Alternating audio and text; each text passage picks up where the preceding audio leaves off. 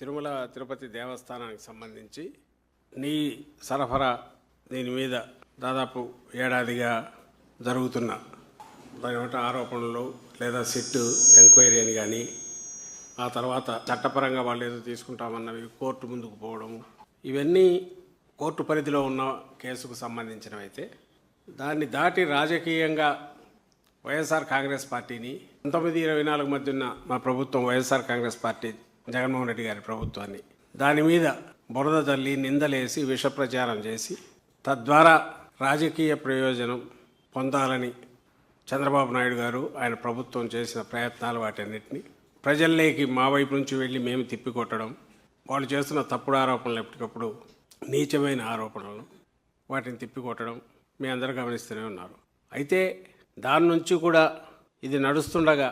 ఇది కేవలం ఒక రాజకీయంగా జగన్మోహన్ రెడ్డి గారిని ప్రజల్లో ఎదుర్కోలేక రాజకీయంగా ఎట్లా దెబ్బ కొట్టాలనే దాంట్లో ఒక రాజకీయ కుట్రతోనే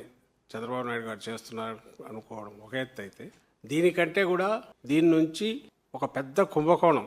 ఆర్థికపరమైన